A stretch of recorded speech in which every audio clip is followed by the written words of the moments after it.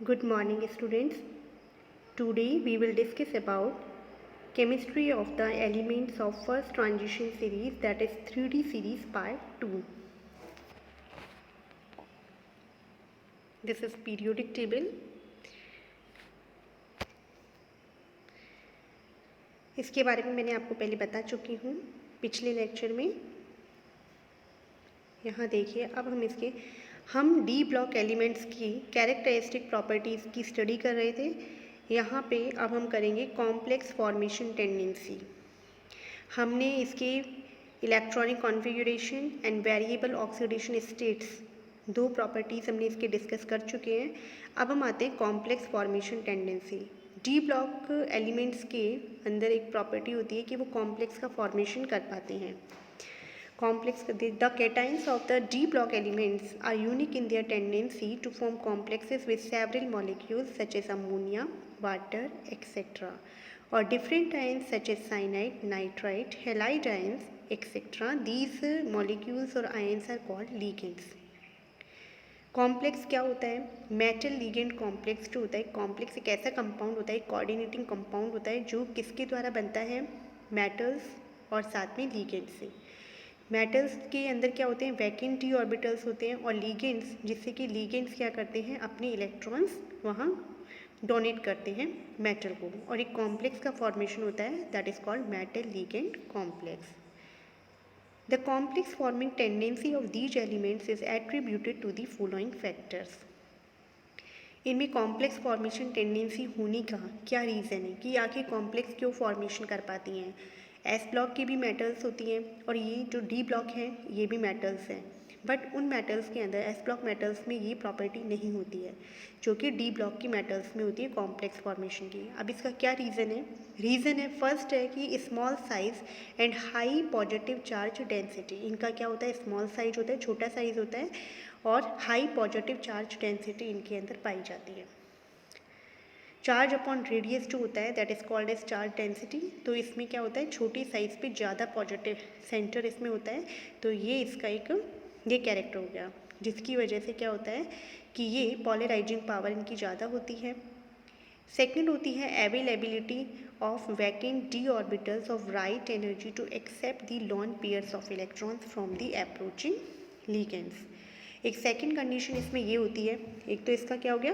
Small size और high positive charge density. इससे आप ये भी बोल सकते हो कि इसके फेजान रूल के अकॉर्डिंग पोलराइजिंग पावर ज़्यादा होने की वजह से बॉन्ड के अंदर कौन सा होता है? कोवेलेंट कैरेक्टर शो करने की टेंडेंसी इनकी बढ़ जाती है, जबकि जो एस ब्लॉक की मेटल्स होती हैं उनमें ये नहीं होता है, तो वो केवल आयनिक बॉन्ड ही फॉर्मेशन कर पाती हैं। सेकेंड ये है कि इनके अंदर क्या होते हैं? वैकेंट डी ऑर्बिटल्स पाए जाते हैं, और वो भी ऐसे राइट एनर्जी के होते हैं जिससे कि जो लीगेंड, आने वाला लीगेंड है, वो अपने लॉन पेयर इनमें डोनेट कर सकता है, लॉन पेयर को ये एक्सेप्ट कर लेते हैं इनके D orbitals. Exhibition of variable oxidation states. इसके अलावा एक कैरेक्टर ये भी है इनका कि इनके अंदर वेरिएबल ऑक्सीडेशन स्टेट्स दिखाई जाती है, जिसकी वजह से ये मेटल लीगेंड को, एक ही मेटल जो होती हैं वो अलग अलग ऑक्सीडेशन स्टेट में अलग अलग कॉम्प्लेक्सेस का फॉर्मेशन कर पाती है। Now comes on magnetic property, that is other characteristic property of transition metal ions, transition metals. Many compounds of D block elements exhibit magnetic property. Magnetic property भी दिखा देते हैं। There are several kinds of magnetism. The substances which are weakly repelled by the strong magnetic field are termed as diamagnetic, and which are weakly attracted by the strong magnetic field are called paramagnetic. दो terminology है, diamagnetic and paramagnetic. Diamagnetic substance क्या होंगे? जो कि क्या होंगे? Strong magnetic field में क्या होंगे? वीकली रिपेल होंगे, और जो अट्रैक्टेड होते हैं उन्हें हम बोल देते हैं paramagnetic. These substances lose their magnetism on removing the magnetic field. लेकिन इनके अंदर जो ये मैग्नेटिज्म है, जो ये पावर पाई जा रही है, किसकी वजह से? ओनली एंड ओनली, ये टेम्प्रेरी होता है इसके अंदर, कि अगर हमने मैग्नेटिक फील्ड लगा रखा है तब तो इनके अंदर ये मैग्नेटिज्म दिखाई देगी, यानी डायमैग्नेटिज्म और पैरामैग्नेटिक जो बिहेवियर है वो ये शो करेंगे। अगर हमने लेकिन एक्सटर्नल मैग्नेटिक फील्ड हटा दिया है तो ये सब्सटेंस अपनी मैग्नेटिज्म क्या कर देते हैं? लॉस कर देते हैं। Dimagnetism is the property of the completely filled electronic subcells and is shown by all substances to more or less extent. जो डाईमैग्नेटिज्म होती है वो किन के अंदर दिखाई जाएगी, उन सब्सटेंसेस के अंदर दिखाई जाएगी जिनके अंदर क्या होंगे, कम्प्लीटली फिल्ड इलेक्ट्रॉनिक सबसेल होंगे, वो तो डाईमैग्नेटिज्म दिखाएंगे। और पैरामैग्नेटिज्म उनके द्वारा दिखाई जाएगी जिनके अंदर अनपेयर्ड इलेक्ट्रॉन्स पाए जाएंगे। Paramagnetism is produced by the presence of unpaired electrons, and because most of the d block metal atoms and ions have unpaired electrons, they are paramagnetic in behavior. Generally क्या होते हैं, paramagnetic behavior ही show करते हैं. In some transition metals, that is example है iron है, cobalt है और nickel है, unpaired electron spins are more pronounced and show much more paramagnetism than the other d block metals. ये जो आयरन है, कोबाल्ट है और निकल हैं, ये ऐसी ट्रांजिशन मेटल्स हैं जिनके अंदर क्या होता है, पैरामैग्नेटिज्म बहुत ज़्यादा शो होती है, मतलब हाई अमाउंट में पैरामैग्नेटिज्म इनके द्वारा शो किया जाता है। तो इसको हम बोल देते हैं फेरोमैग्नेटिक मेटल्स बोलते हैं हम इन्हें। Such metals are called ferromagnetic metals and magnetic property shown by them is known as ferromagnetism. इनमें फेरोमैग्नेटिज्म जो है वो पैरामैग्नेटिज्म से ही हम बोल सकते हैं, मतलब स्ट्रॉन्ग पैरामैग्नेटिक इफेक्ट जो होता है, या फिर आप बोल सकते हो परमानेंट जो पैरामैग्नेटिज्म होती है उसी को ही हम क्या बोल देते हैं, फेरोमैग्नेटिज्म। तो फेरामैग्नेटिज्म जो होता है, यानी ये मेटल्स जो होती है वो परमानेंट क्या होती है, मैग्नेटाइज्ड होती है, जबकि पैरामैग्नेटिज्म और डाईमैग्नेटिक बिहेवियर जो होता है वो टेम्पररी होता है कि अगर हमने मैग्नेटिक फील्ड हटा लिया तो फिर वो सब्सटेंस अपना ही मैग्नेटिज्म लॉस कर देते हैं, जबकि फेरोमैग्नेटिज्म जो होता है इन मेटल्स में दिखाई जा रहा है, जो आयरन, कोबाल्ट, निकल में, ये परमानेंट मैग्नेटाइज्ड हो जाती हैं। अब आती है नेक्स्ट प्रॉपर्टीज़ की, formation of coloured ions and compounds. The majority of compounds of D block elements whether ionic और covalent are coloured in solid और सॉल्यूशन स्टेट। जो डी ब्लॉक के मेजॉरिटी ऑफ कंपाउंड जो होते हैं, मतलब ज़्यादातर कंपाउंड्स कैसे होंगे, चाहे वो आयनिक हैं चाहे वो कोवेलेंट हैं, लेकिन ये कलर्ड होंगे, चाहे तो वो सॉलिड स्टेट में देख लो या फिर आप उन्हें सॉल्यूशन स्टेट में देख लो।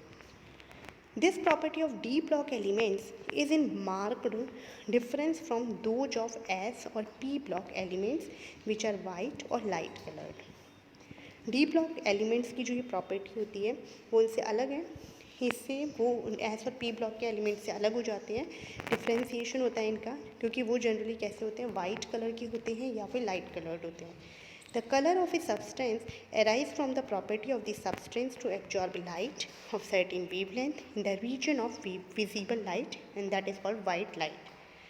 किसी भी सब्सटेंस के द्वारा कलर दिखाया जा रहा है तो ये इसकी एक टेंडेंसी होती है, किसकी वजह से दिखाई देता है, कि जो विजिबल लाइट होती है जिसे हम वाइट लाइट बोलते हैं, उसमें ये कुछ सर्टेन वेवलेंथ, कुछ निश्चित वेवलेंथ को एब्जॉर्ब कर लेता है, और फिर जिस वेवलेंथ वाली लाइट को इसने एब्जॉर्ब किया है सब्सटेंस ने, उसका कॉम्प्लीमेंट्री कलर ही दिखाई देता है, या फिर हम बोल सकते हैं जो ट्रांसमिटेड लाइट है वो वाला कलर ही इसमें के द्वारा इस ऐसे सब्सटेंस के द्वारा शो किया जाता है।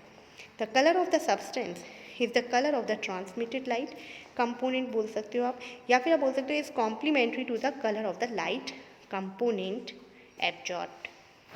यानी जो एब्जॉर्ब किया है, जो कलर जिस वेवलेंथ की लाइट एब्जॉर्ब किया है, तो उसका जो कॉम्प्लीमेंट्री कलर होगा वही हमें वो सब्सटेंस शो होगा, वो उसी का वही कलर दिखाई देगा। The colour of D block metal ions is associated with, क्यों दिखाई देता है डी ब्लॉक मेटल आयंस का कलर, इसके दो रीजन है।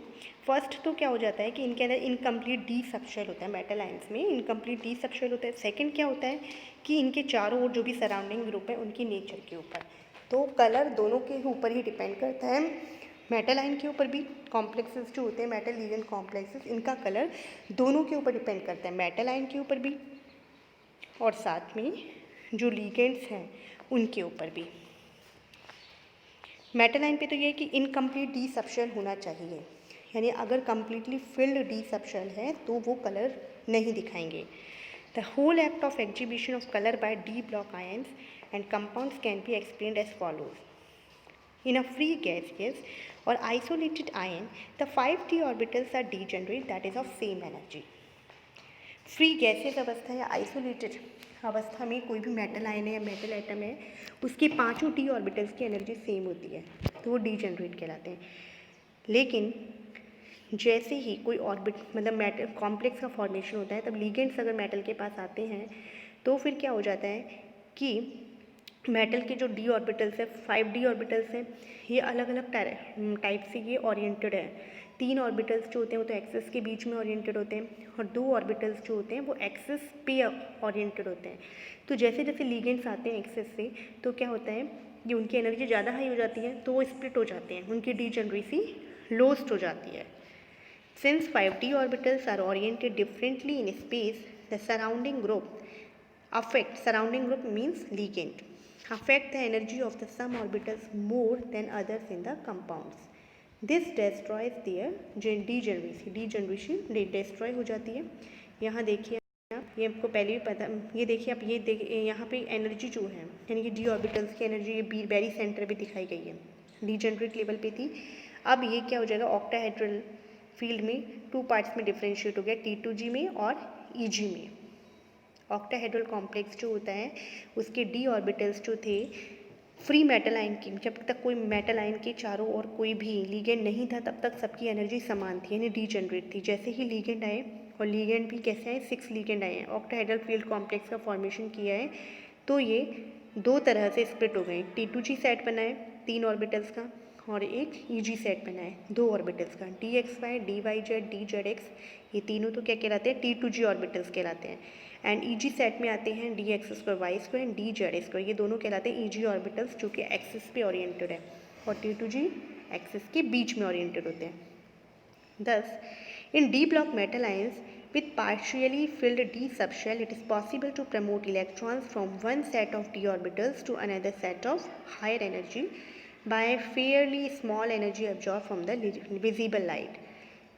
इसको हम डी ट्रांजिशंस भी बोल देते हैं, कि अगर डी ऑर्बिटल क्या है, पार्शियली फिल्ड है, तो फिर क्या हुआ, इलेक्ट्रॉन्स डी ऑर्बिटल स्प्लिट हो गए जब मेटल लीगेंड कॉम्प्लेक्स की फॉर्मेशन के ड्यूरेशन में, जब लीगेंड्स उसके पास में आ गए हैं, तो अब कुछ इलेक्ट्रॉन, जैसे T2G में जो इलेक्ट्रॉन है वो कुछ भी एनर्जी देनी पड़ेगी, T2G और EG के बीच में जो एनर्जी डिफरेंस है, अगर उस एनर्जी को एब्जॉर्ब करके वो किस रेंज में होती है, विजिबल लाइट की रेंज में होती है, ज़्यादा हाई नहीं होती है, तो उसको एब्जॉर्ब करके वो क्या हो जाते हैं, T2G से EG, एक सेट से दूसरे सेट में प्रमोट हो जाते हैं इलेक्ट्रॉन, तो इसे हम बोलते हैं D transition. The colour of the compound depend on the energy difference between the 2 group या फिर 2 सेट्स ऑफ डी ऑर्बिटल्स, इनके बीच में डिफरेंस, एनर्जी डिफरेंस के ऊपर डिपेंड करता है। This in turn depends on the nature of ligands and their arrangement around the metal ion in the compound and complex. अब आता है हमारे पास कैटालिटिक एक्टिविटी, हमने कलर का देख लिया है। अब नेक्स्ट इसकी कैरेक्टरिस्टिक प्रॉपर्टी आती है कैटालिटिक एक्टिविटी। जो डी ब्लॉक एलिमेंट्स होते हैं और इनके कंपाउंड्स होते हैं वो कैटलिस्ट के रूप में बहुत सारी रिएक्शंस में यूज़ होते हैं। इसका रीज़न होता है, एक तो फर्स्ट ये तो ट्रांजिशन मेटल आयंस जो होते हैं, फिर ट्रांजिशन मेटल कंपाउंड्स जो होते हैं, एलिमेंट्स होते हैं, वो क्यों दिखाते हैं, क्योंकि एक तो इनमें वेरिएबल ऑक्सीडेशन स्टेट होती है, इसकी वजह से कैटालिटिक एक्टिविटी शो करते हैं, और दूसरा ये होता है कि ये इंटरस्टिशियल कंपाउंड्स का फॉर्मेशन कर पाते हैं।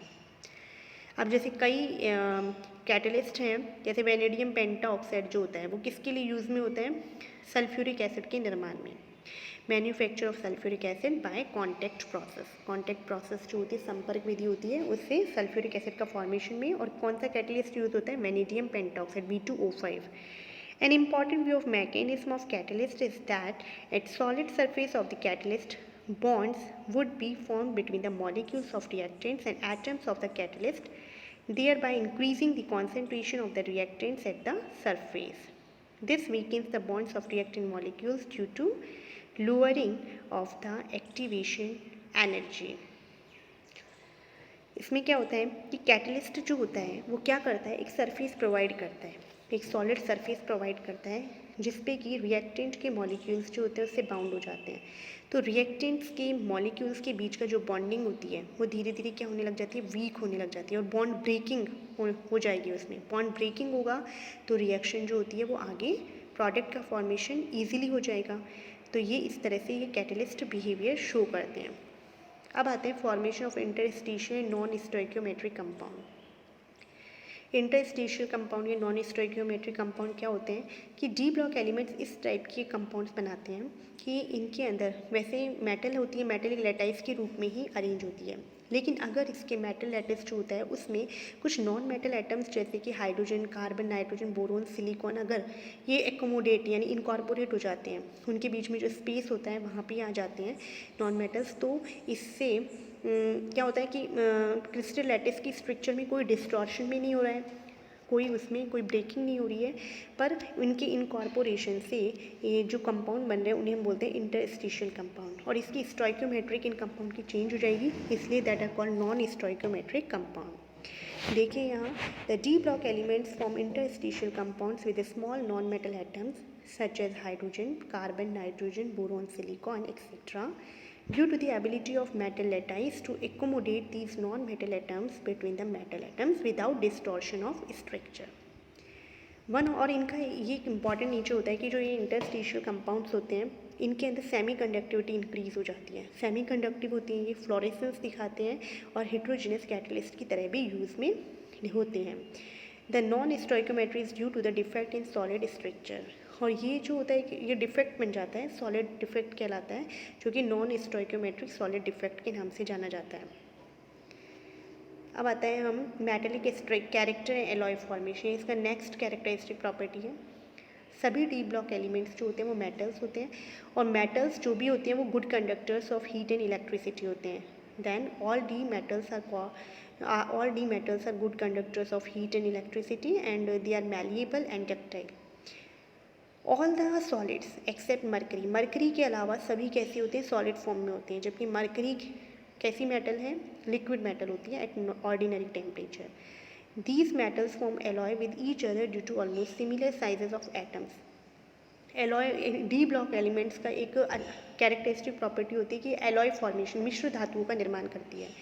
मिश्र धातु का निर्माण करने का कारण यही है कि जो डी ब्लॉक एलिमेंट्स होते हैं वो ऑलमोस्ट सिमिलर साइज़ के होते हैं, इनके साइज़ में क्या होता है, बहुत ही कम अंतर होता है, जिसकी वजह से जो इन मेटल्स इनका जो कॉम्प्लेक्स होता है, फिर जो इनका लैटिस होता है, यानी इन मेटल्स का जो लैटिस होता है उसके अंदर क्या होता है कि अगर वो मेटल निकल जाए और दूसरी मेटल को हम इनकॉर्पोरेट कराना चाहें तो वो भी उसमें इनकॉर्पोरेट हो जाता है, तो इसे हम बोलते हैं एलॉय।